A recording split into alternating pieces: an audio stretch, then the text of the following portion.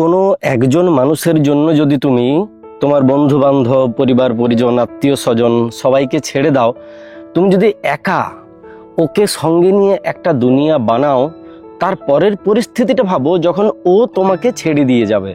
জানো তো, আমরা কখনো এই কথাটা ভাবিয়েই না যে আমি একজন মানুষের জন্য যে সবাইকে ছেড়ে দিলাম, তাতে আমার পরিবারে, আমার জীবনে, বন্ধু বান্ধবদের মনে কি এফেক্ট পড়লো ওটা তো আমি বাদ দিলাম, কিন্তু যে মানুষটার জন্য ছাড়লাম সেই মানুষটার মনে কোনো এফেক্ট আসে না?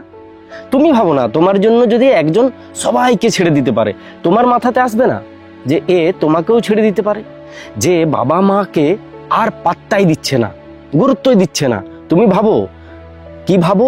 ও তোমাকে পাত্তা না দিলে তুমি ভাবো, তাই না? কিন্তু তুমি তোমার মা বাবাকে পাত্তা দিতে, তোমার সাহসটা কোথা থেকে কোথায় বেড়ে গিয়েছিল ভাবো তো।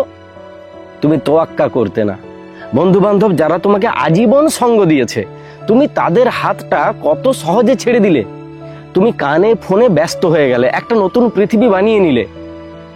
ওর মনের ভেতরেও এই প্রশ্নটা এসেছে যে ও আমাকে পাওয়ার পরে যদি সবাইকে ছেড়ে দিতে পারে, ওর আমাকে ছেড়ে দিতেও বিশেষ সময় লাগবে না। তাই কখনো কোনো একজন মানুষের জন্য অন্যদেরকে ছেড়ে দিও না। পরবর্তীকালে এই মানুষটা যখন ছেড়ে দিয়ে যাবে, তখন ওই মানুষগুলো আর তোমার সঙ্গ দেবে না। আর আমি এই ভুলটা অনেককে করতে দেখি, অনেককে। যারা আমার সঙ্গে ফোনে কনসাল্ট করে, নাম বুক করে যারা কথা বলে, তাদের অনেকেই দেখি এই প্রবলেমটা অলরেডি তৈরি করে বসে আছে। সে সম্পূর্ণ একা, কিন্তু সে একদিন একা ছিল না। তার বন্ধু বান্ধব ছিল, তার খেলার মাঠ ছিল, তার আড্ডা দেওয়ার জায়গা ছিল, তার ক্লাব ছিল, কিংবা যদি মেয়ে হয় তাহলে তার বান্ধবীদের গ্রুপ ছিল, তার ফ্যামিলির ভেতরে এমন ছোট ছোট বোন বা বড় বোন ছিল যাদের সঙ্গে বসে সে গল্প করত, আড্ডা দিত, হাসি মজাক ঠাট্টা সব হতো। কিন্তু কোনো একজন তার জীবনে চলে এসেছে বলে তার জীবন থেকে সব চলে গেছে, সব, আর কিচ্ছু নেই। শুধু তুমি আর আমি আর তুমি দিয়ে জীবন চলে না ভাই। আমি আর তুমি দিয়ে পৃথিবী বানানো যায় না। আমি মানে আমি নই, আমি মানে আমার সঙ্গে জুড়ে থাকা প্রত্যেকটা মানুষ। তাই আমাকে যদি জানতে হয়, ওই মানুষগুলোকেও মোটামুটি জানতে হবে, যাদের সঙ্গে আমি মেলামেশা করেছি, যাদের সঙ্গে আমি বড় হয়েছি, যাদের সঙ্গে আমি স্কুলে গেছি, যে বাড়িটাতে আমি বড় হচ্ছি, সেই বাড়ির মানুষগুলোকে চিনলাম না আর আমাকে পুরোপুরি চিনে যাবে, এটা হতে পারে না। তাই কখনো কোনো একজন মানুষের জন্য সবাইকে ছাড়তে যাবে না। চেষ্টা করবে সব কিছু বজায় রেখে ভালোবাসাটাকে সামনের দিকে এগিয়ে নিয়ে যাওয়া। সেটাই হবে প্রকৃত প্রেম বা প্রকৃত ভালোবাসা, যে পুরোটা জুড়ে সে থাকবে। বোঝা গেছে? 2 নম্বর ভুল, বেশিরভাগ ছেলে মেয়ে কি করে, ইমোশনাল ড্রামা করে, ইমোশনালি একটা রিলেশন তৈরি করে। মিথ্যে গল্পটা এতটাই নাটুকে ভাবে বলে, নিজেকে এমন একটা দেখায় যে আমার পরিবারে কোনো ভ্যালু নেই, বন্ধুরা আমাকে ঠকিয়েছে, আমি প্রতারিত একজন মানুষ, পৃথিবীর সবচাইতে দুঃখী ব্যক্তিদের একজন, তুমিই সেই ব্যক্তি যে আমাকে ভালোবেসেছো, আমাকে বুঝতে পারছো। এই যে ইমোশনাল ড্রামা দিয়ে একটা রিলেশন তৈরি করলে না, এই রিলেশনটাতে তুমি চিরদিন দয়ার পাত্র বা পাত্রী হয়ে থাকবে। ও চিরদিন তোমাকে দয়ার চোখে দেখবে, ভালোবাসার চোখে দেখবে না। আর যে তোমাকে দয়ার চোখে দেখবে, সে তোমার সঙ্গে জীবন কাটাতে চাইবে, সে তোমার হাতটা শক্ত করে ধরতে চাইবে, সে ধরবে তোমার হাতটা। একটু ব্রেনটাকে কাজে লাগাও। সে ধরবে কি, যে আমাকে দয়া করছে, যে আমাকে দয়া করছে সে প্রভু, সে আমাকে সাময়িকভাবে বৈতরণী পার করে দেবে, সে আমাকে জীবন সঙ্গী করবে না। তাই ওই নাটুকে পোনা দিয়ে জীবন শুরু করবে না। আর যদি ওই সব ভুলভাল গল্প বলো যেগুলো তোমার সঙ্গে যায় না, আমাদের এই আছে, আমাদের ওই আছে, আমি এটাও দেখি, কিন্তু কম বয়সী ছেলেমেয়েদেরকে দেখি, এটা ভাবে বিরাট একটা বাহাদুরি। যখন সত্যিটা জেনে যাবে, তখন সে তোমাকে ঘেন্না করতে শুরু করবে। এই দ্বিতীয় ভুলটা করবে না। রিলেশনের শুরুতে অনেকেই এই ভুল করে। 3 নাম্বার পয়েন্ট বা 3 নাম্বার ভুল, যেটা কম বয়সী ছেলে মেয়েদের ভেতরে বর্তমানে ভীষণভাবে দেখতে পাওয়া যায়। একটা রিলেশনে আছি, কিন্তু সেই রিলেশনে থাকতে থাকতে এক্সট্রা আরো রিলেশন তৈরি করতে চাওয়া বা আরো রিলেশনে জড়িয়ে যাওয়া। কেন করি? একটা সেফ সাইডে খেলতে চাইছি, যে সাইডে গেলে অন্ততপক্ষে একে হারিয়ে ফেললেও আরেকজনকে ধরে নেওয়ার একটা জায়গা থাকবে। এতে কি হয়, 2 নৌকা 3 নৌকা, নৌকোগুলো যখন এই দিক ওই দিক সেই দিক হয়ে যায়, তখন ডুবে যায় ছেলেটা বা মেয়েটা। কেন এই প্রবণতা তৈরি হচ্ছে? সোশ্যাল মিডিয়াতে রিলেশন তৈরি করাটা অনেক সস্তা হয়ে গেছে, কিন্তু সেটা রিলেশন নয়, সেটা হচ্ছে ইমোশন।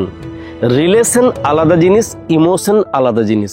তুমি কারোর সঙ্গে ইমোশনালি কথা বলছো, চ্যাটিং করছো, সেটা ওকে ইমোশনালি তোমার সঙ্গে অ্যাটাচ করছে, সে তোমার সঙ্গে রিলেশনে জড়াচ্ছে না, তুমি যেটাকে রিলেশন ভেবে নিচ্ছ।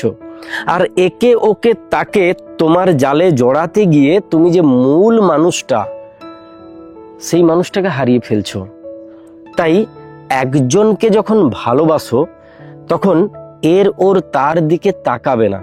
আমি অনেক দিন আগে একটা ভিডিও বানিয়েছিলাম, আমি যদি সত্যিকারের কারো সঙ্গে প্রেমের সম্পর্কে আবদ্ধ হই, তাহলে অন্য কাউকে আমার চোখে প্রেমের নজরে ভালো লাগতেই পারে না। সে যতই সুন্দরী হোক না কেন, ভালো লাগতে পারে না, প্রেমের নজরে লাগতে পারে না। যদি পারে তাহলে এর সঙ্গে রিলেশনটা আমার আর নেই বা কোনো দিনেই ছিল না। আমি একটা ভেক ধরেছি ফেক রিলেশনে, ব্যাস। তাই একটা রিলেশনকে রেখে আরো 5 জায়গায় ভালোবাসার ভিক্ষা চাইতে একদম যাবে না। যে এ ভিক্ষা দিল না, বা এ যদি পরে ভিক্ষা না দেয়, ওর কাছে ভিক্ষা পাবো, তার কাছে ভিক্ষা পাবো, তাহলে কিন্তু ভিখারি হয়ে যাবে।